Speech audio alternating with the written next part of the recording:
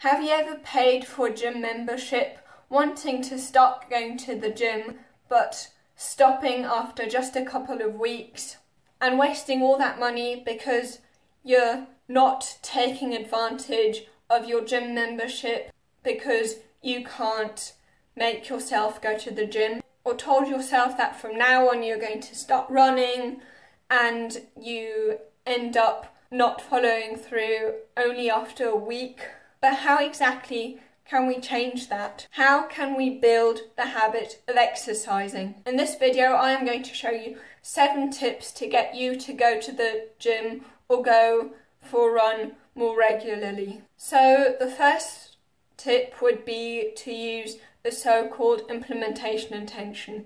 So what an implementation intention basically is simply saying what you're going to do when. For example, I'm going to go to the gym every Monday, Wednesday and Friday at this and this time. The advantage of knowing at which time you're going to do it and having a regular time of going to the gym is that making this decision beforehand will help you not to get into decision fatigue, the state in which you're faced with so many different options, so many different decisions, that you end up being overwhelmed and not making a decision at all, and therefore not going to the gym in this case. And as Charles says in his book The Power of Habit, one of the most common triggers or cues for starting a habit is time. So just to show how effective implementation intentions can be, there's this study of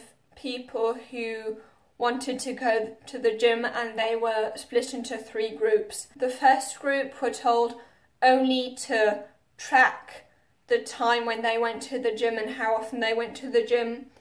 The second group then was also told to track how often they went, but they also got information about the health benefits of exercising to get them all motivated. And then in the third group, these were told to, of course, also track their exercise and also informed about the health benefits to make sure that these 2 last groups are just as motivated as one another. But the difference about the third group is that the third group was told to do this implementation intention, so to fill out, I'm going to go to the gym from so-and-so to so-and-so every, let's say, Monday, Friday, or what do I know. The results were really stunning. It turned out that 91% of those in the third group followed through on their exercise habits, whereas in the first and second group, the control group, as well as the motivated group, only 38% of those followed through on their habit. So there you have it. You may think that you actually need motivation when really often it is not motivation that you need. Motivation doesn't really help. However, there is a disadvantage when it comes to setting a particular time at which you're going to do it. So, for example, when you say that you are going to work out at, let's say, 3 p.m, and then at 3 p.m. for some reason you have a meeting and you can't make it at that time. Or let's say you want to go for a run at 3 p.m, but it starts raining the moment when you want to get out and go for a run. In those situations, you have to be a little more flexible. If you're so used to going at a particular time, it could be that the times when you can't do it at that time, you simply totally give up, all or nothing thinking, that you think, okay, I didn't manage at this time, that's it, I'm not going to manage anymore, I couldn't do it at this particular time, so my plan didn't work out, so it didn't work out at all, kind of thing. So that because you didn't do it at this particular time, you just say, oh, what the heck, I'm not going to do it then. In these cases, when you do need to be flexible about the time when you do it, using the WOOP method can really help. And this would be the second tip, to use the WOOP method. So WOOP simply stands for wish, what you want. For example, I want to lose weight or I want to gain muscle. O then for outcome, I want to lose so and so much weight, or when you want to gain muscle, I want to put on so and so much muscle mass. Then the obstacles that could arise, that would be the second O. So, for example, as I've already mentioned, you are up to something else at that time and you can't do it, or it starts raining the moment when you want to get out of the house to go for a run. And then the most important part of the WOOP method, P for plan, planning around these obstacles, what you're going to do. And in these cases, what really works is if-then sentences. So, if this and this obstacle happens, then I am going to do this and this plan. So, for example, if it starts raining and I can't go for a run, I could instead do this workout at home. Or if I don't manage to get to the gym at this and this time, I will simply go later on when I can. And then the third tip would be to set up your environment that makes it as easy as possible for you to actually follow through on your habit of exercising. This is important because we often use the path of least resistance. So if you want to create a good habit, for example exercising, you want to make sure that there's as little friction as possible between your intention and your action, to make it as easy as possible to go to the gym. So what you could do is, the day before you are planning to go to the gym, to simply prepare your bag beforehand and put it in a place that it's very, very easy for you to see, so you have a visual trigger that reminds you that, oh yes, today I wanted to go to the gym. By the way, in James Clear's book, Atomic Habits, which is a great book, I'm also going to make a book summary on that one.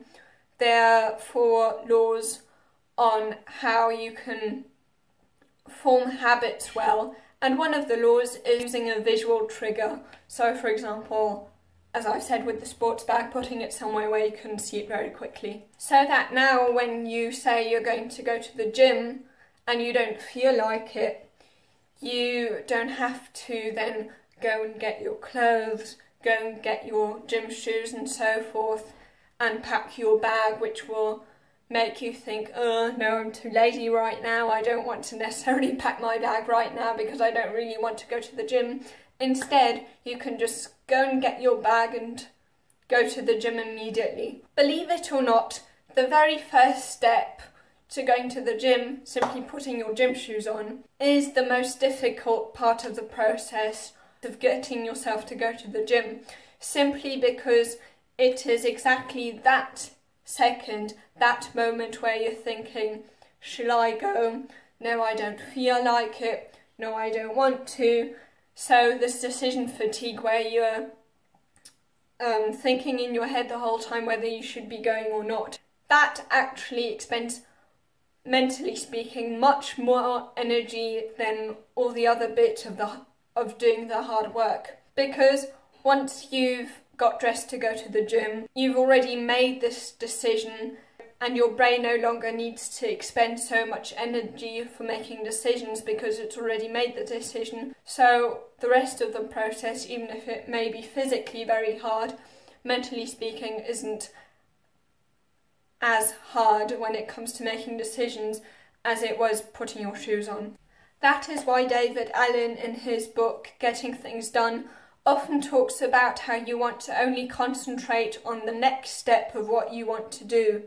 So the next step, for example, for going to the gym when you're at home would be to simply put your clothes on. Because I don't know about you, but for me personally, I have also noticed that before I put my sports clothes on, I will think, no, I don't want to go, not going to go.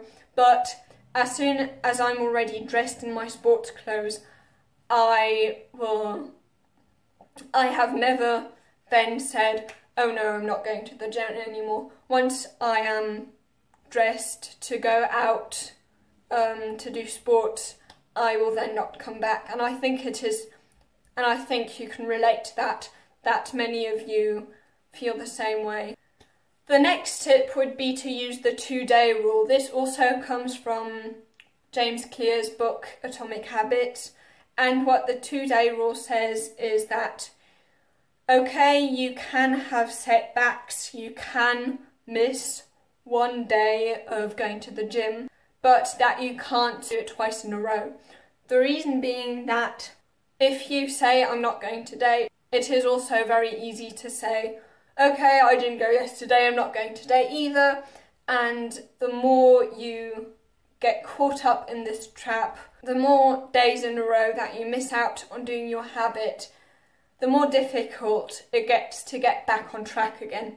And that's why James Clear always uses the rule of, okay, it's okay if I miss a day, but I have to go the next day then if I miss a day. That is because it is very, very rewarding to have like these chains of consecutive days of you sticking to your habits. And once you break this chain by missing out a day, then it will be more difficult to get back on track. But if it's even more than a day, then it's even more difficult. And the more days in a row that you don't do your habit, the more habitual it is for you to not implement the habit that you want to build. Another reason is our all or nothing thinking that makes us think, okay, if I fail today, then I am not going to manage for the rest of my life, I might not even try and so forth. So I might as well not do anything. And by using this 2-day rule, you stop